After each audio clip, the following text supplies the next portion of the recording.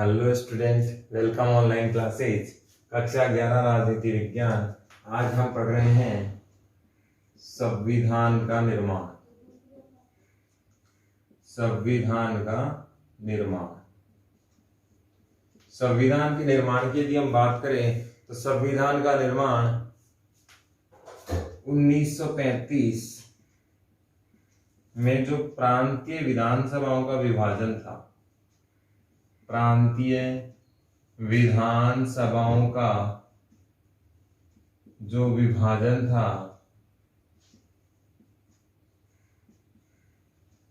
उसके आधार पर हुआ।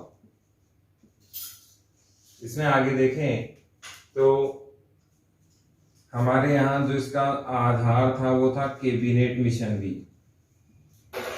कैबिनेट मिशन के प्रावधानों से ही हम आगे बढ़े और बाद में फिर संविधान में बहुत सारे प्रावधान जोड़े गए। इसमें आगे देखें तो जो संविधान सभा थी उसका निर्माण भी अप्रत्यक्ष रूप से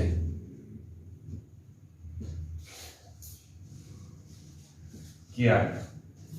इसमें ब्रिटिश प्रांत वाले जो क्षेत्र थे उनसे 293 और 93 लोग देसी रियासतों से लिए गए।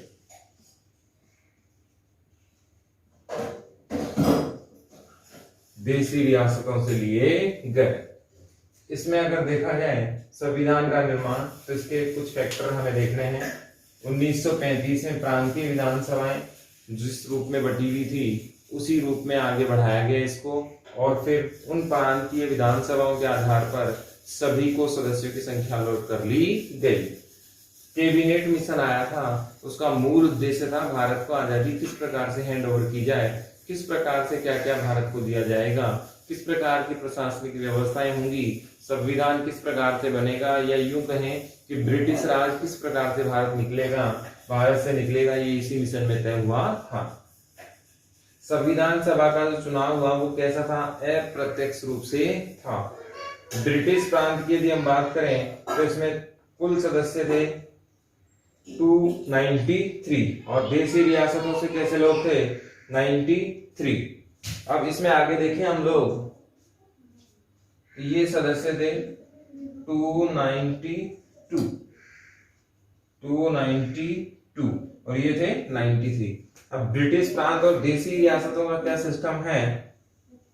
जैसे ये पूरा देश है, ये पूरा देश है, इस देश में अंग्रेज यहाँ इतने हिस्से में कब्जा कर लेते हैं या ये उपनिवेश बन जाता है ब्रिटिश प्रांतों का या अंग्रेजों का ये शासन था। ये पूरा देश है इंडिया, इसमें ये वाला पार्ट अंग्रेजों के पास होता है, ये कहलाएगा ब्रिटिश प्रांत, ये कहलाएगा ब्रिटिश प्रांत। ये राजाओं के पास रह गया तो ये कहलाया रियासतें, और ये किसी के पास, ना तो अंग्रेजों के पास ना राजाओं के पास, तो ये कहलाया स्वतंत्र प्रांत। ये तीन प्रकार के प्रांत हमारे उस समय थे। एक हिस्सा वो जो अंग्रेजों के अधीन था वो कहलाया ब्रिटिश प्रांत, एक हिस्सा वो जो अंग्रेजों के पास नहीं था, राजाओं के पास था, उसे क्या कहा? देसी रियासत है। भारत में बहुत सारी जगह ऐसी थी जिन पर कब्जा राजाओं का था, तो वो देसी रियासतें कहलाई, जिन्हें हम रजवाड़े भी कहते थे। एक हिस्सा ऐसा जिस पर ना तो अंग्रेजों का शासन है ना राजाओं का शासन है, तो वो क्या कहलाएंगी? स्वतंत्र प्रांत कहलाएंगी। तो ब्रिटिश प्रांत थी जो अंग्रेजों के अधीन थी, वहां से 292 लोग चुनकर आए, और जो राजाओं की रियासतें थी वहां से आए 93। अब इसके बाद अगला सवाल इसमें आता है कि जो चुनाव का जो माध्यम था या आधार था कि एक सदस्य कहां से और कैसे चुना जाए, वो देखते हैं।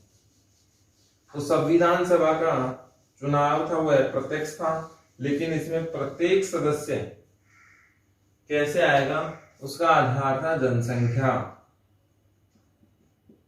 जनसंख्या के आधार पर इसमें क्या हुआ था चुनाव हुआ था, और चुनाव कैसा था? अप्रत्यक्ष रूप वाला था। इसका आधार क्या था? जनसंख्या, और जनसंख्या में क्या था? लगभग 10 लाख लोगों पर एक सदस्य चुना गया था। एक सदस्य चुना गया था। ये संविधान सभा का सदस्यों के चुनने का क्या था? क्राइटेरिया था। देसी रियासतों में देखें तो राजा ने अपने सदस्य को मनोनीत करके भेजा था, और उसका आधार भी जनसंख्या ही था कि किस राज्य में कितने सदस्य उनको अलॉट होंगे, कितने सदस्य दिए जाएंगे। ये उनकी जनसंख्या का, उनके क्षेत्रफल का आधार था कि वहां कितने लोग निवास करते हैं। सीधे तौर पर देखा जाए तो भारत के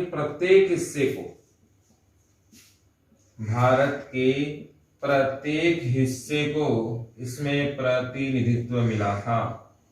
भारत के प्रत्येक हिस्से को संविधान सभा में प्रतिनिधित्व मिला था। ये बात भी इंपॉर्टेंट है। इसमें अगर आगे देखें कि संविधान कोई भी कितना इंपॉर्टेंट होता है और उसकी इंपॉर्टेंस कैसे होती है। यदि मान लीजिए ये एक गांव है और इस गांव का एक सरपंच हमने बना दिया ए नाम का। इसमें आधे गांव में तो चुनाव में भाग लिया और आधे गांव में चुनाव में भाग नहीं लिया। जो हिस्से इसके चुनाव में शामिल नहीं थे वे इस सरपंच की बात नहीं सुनेंगे।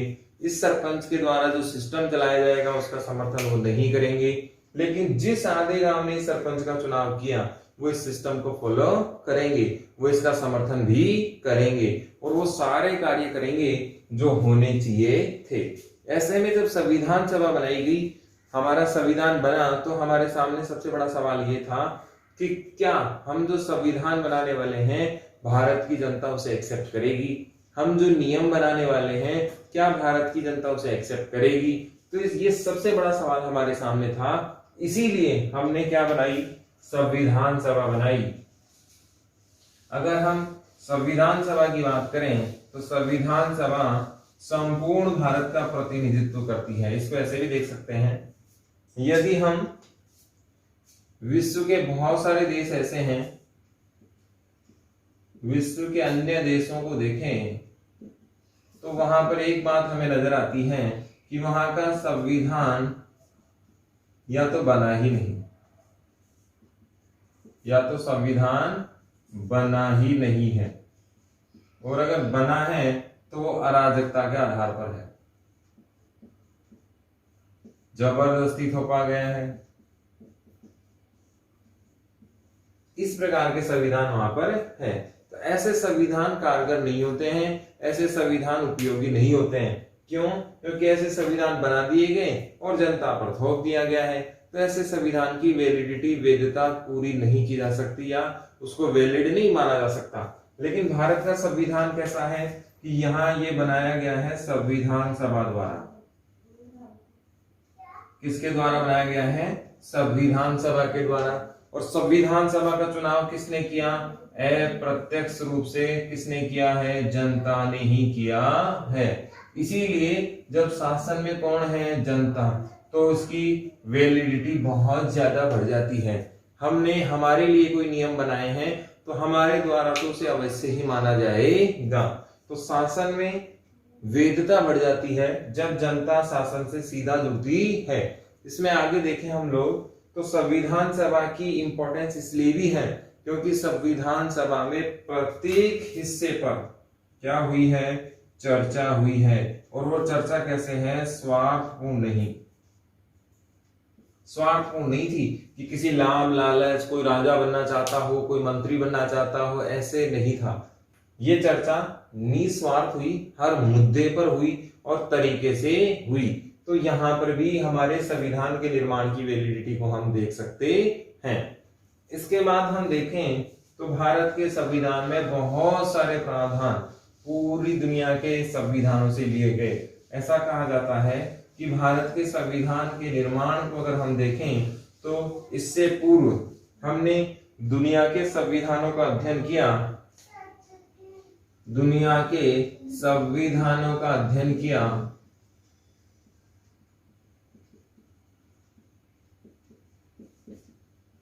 संविधानों का अध्ययन किया और वहां से जो अच्छाइयां लगी, जो हमें अच्छाई लगी, उसे क्या कर लिया, भारत के संविधान में जोड़ दिया।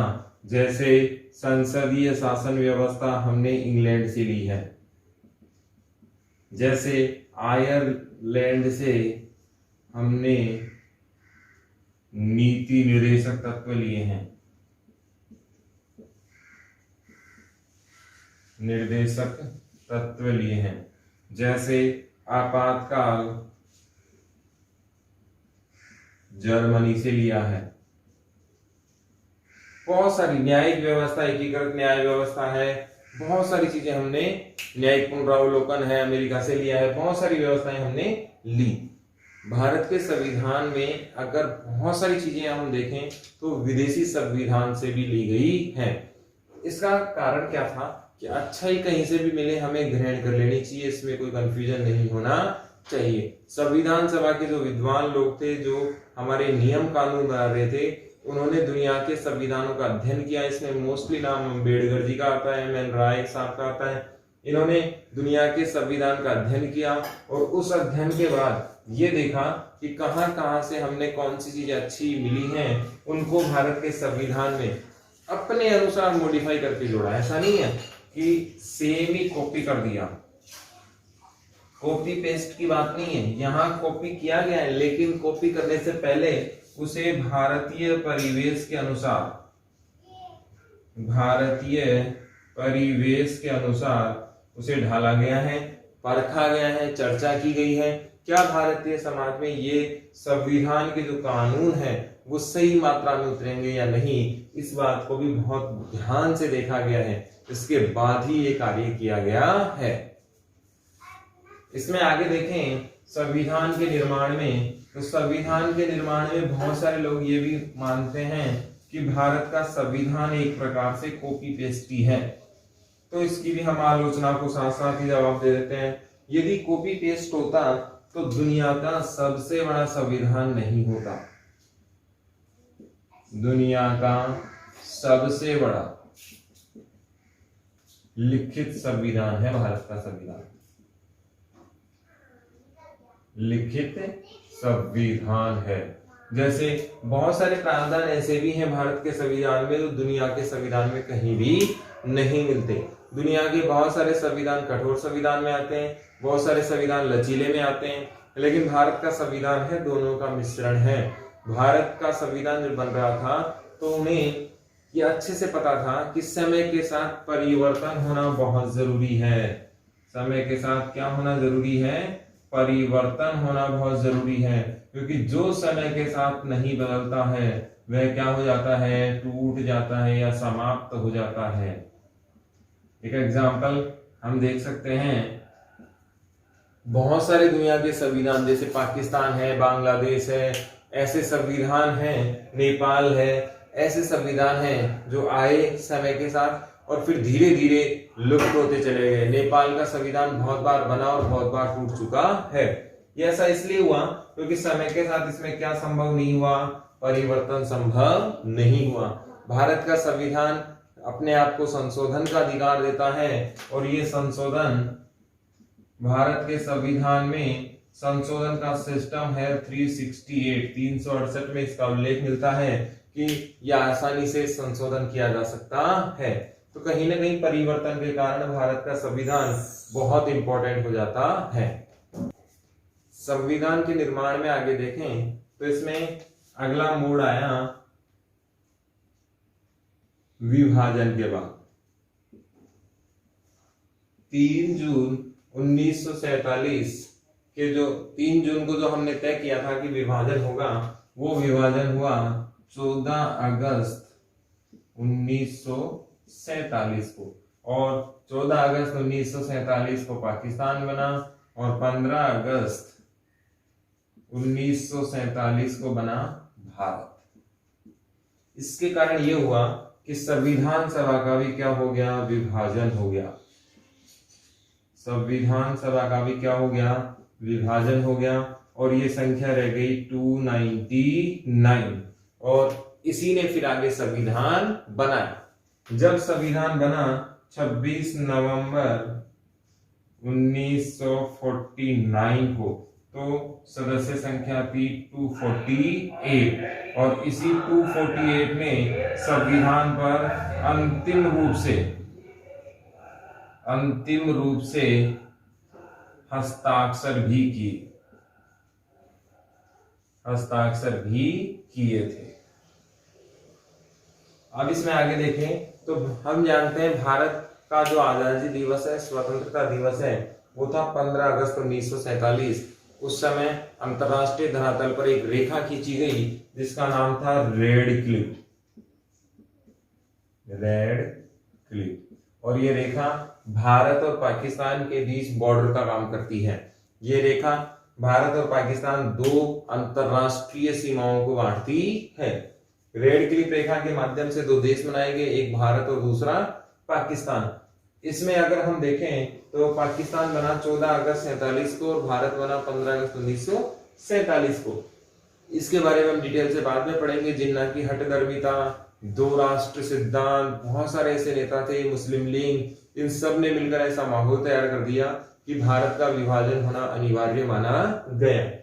संविधान सभा का भी बंटवारा हो गया। मुसलमानों को अल्पसंख्यक संख्या में होने के कारण मुस्लिम लीग और जिन्ना ने ये माना कि संविधान सभा में वर्चस्व रहेगा हिंदुओं का, भारतीयों का, और वो कहीं ना कहीं हमारे जो अधिकार है उनको विलोप कर देंगे, हमारे अधिकार पूरी तरीके से हमें प्राप्त नहीं होंगे। ऐसे में हमें अलग से संविधान सभा बनानी होगी, संविधान पाकिस्तान का अलग से हमें बनाना होगा। इसीलिए इन्होंने संविधान सभा का विरोध किया और जब देश का विभाजन हुआ तो मुस्लिम बाहुल्य क्षेत्रों के जो क्षेत्र से आए हुए संविधान सभा में लोग थे उनको उन्होंने अलग कर लिया और यहाँ पर जो संविधान सभा की जो संख्या बची विभाजन के बाद वो बची 299।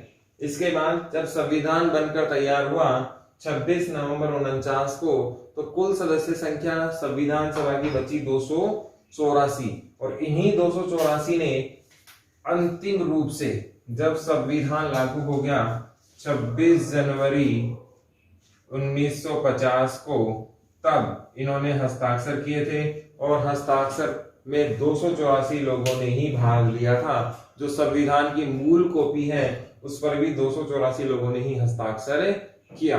तो ये संविधान के निर्माण की क्या थी प्रक्रिया, इसके आगे का जो आधा भाग है वो करेंगे नेक्स्ट वीडियो में।